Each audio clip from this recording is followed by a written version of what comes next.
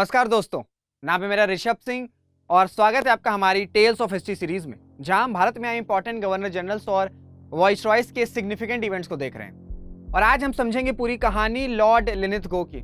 लिनिथगो, इनका टेन्योर था साल 1936 से 1944 और इनके टेन्योर के दौरान हम first general election of India, August offer, formation of आईने और क्रिप्स मिशन को कवर कर चुके हैं। और आज हम समझेंगे पूरी कहानी क्विट इंडिया मूवमेंट यानी कि भारत छोड़ो आंदोलन की।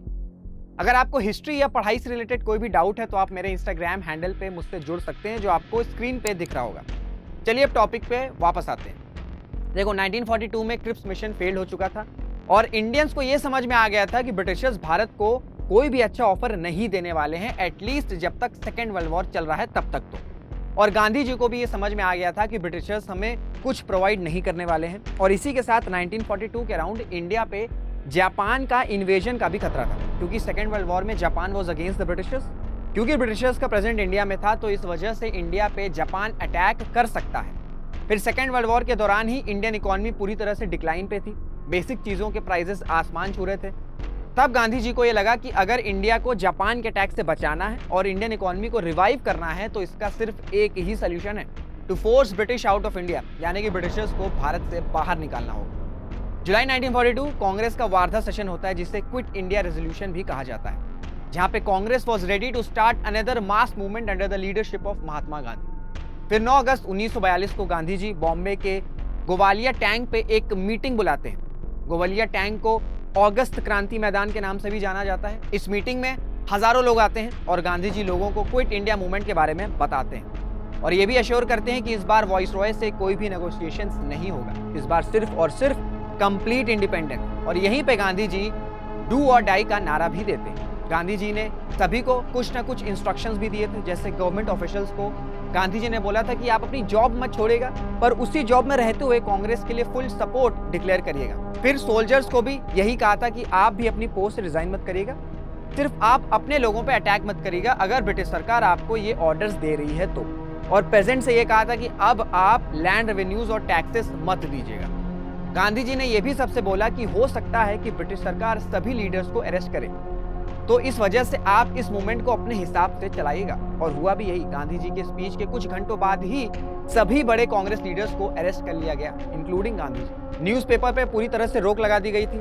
अब ये मूवमेंट 6 से 7 हफ्तों में ही अपने मोमेंटम पे आ गया था, क्योंकि इस मूवमेंट में कोई भी लीडरशिप नहीं थी, क्योंकि सभी बड़े लीडर्स जेल में थे।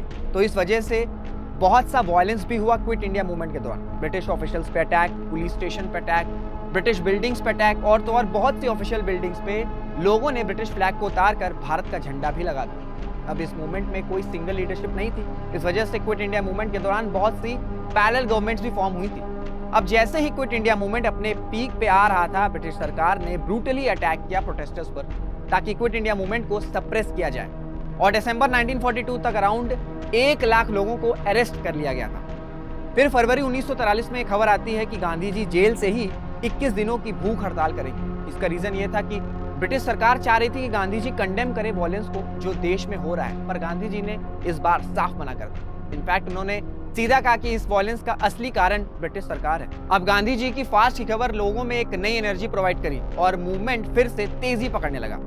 जगह जगह पे डिमॉन्स्ट्रेशंस और स्ट्राइक्स होने लगी। ब्रिटिश सरकार को बहुत से मेल्स मिलने लगे इंडिया और इंडिया के बाहर दोनों जगहों से, जिसमें डिमांड ये थी कि गांधी जी को रिलीज करो। और 6 मई 1944 को गांधी जी को रिलीज कर दिया गया, क्योंकि उनकी हेल्थ बहुत ज़्यादा खराब हो चुकी थी। इस वजह से उनका इलाज अच्छे से हो सके उनको रिलीज किया गया, जिसके बाद क्विट इंडिया मूवमेंट स्लो पड़ गया था। नेशनलिस्ट काफ़ी ज़्यादा हताश थे, ये मूवमेंट फेल हो गया, क्योंकि लोगों को इस मूवमेंट से बड़ी आशा थी। हालांकि क्विट इंडिया मूवमेंट ब्रिटिशर्स को पूरी तरह से भारत से नहीं निकाल पाया था, पर इस मूवमेंट से लोगों के अंदर नेशनलिज्म की भावना आ चुकी थी। एंटी ब्रिटिश सेंटिमेंट्स बहुत ज़्यादा हाई हो चुके थे और साथ ही में आम जनता का मोराल काफ़ी ज़्यादा हाई हो गया था। समझो कि freedom is just around the corner. तो ये थी पूरी कहानी क्विट इंडिया मूवमेंट की, और इसी के साथ लॉर्ड लिनिथगो के टेन्योर के सिग्निफिकेंट इवेंट्स भी खत्म होते हैं। उम्मीद है आपको ये सभी कंटेंट्स हेल्पफुल लग रहे होंगे। अगर ऐसा है तो इनको शेयर करिएगा, कमेंट्स करिएगा और लाइक करिएगा। This is Rishabh Singh signing off.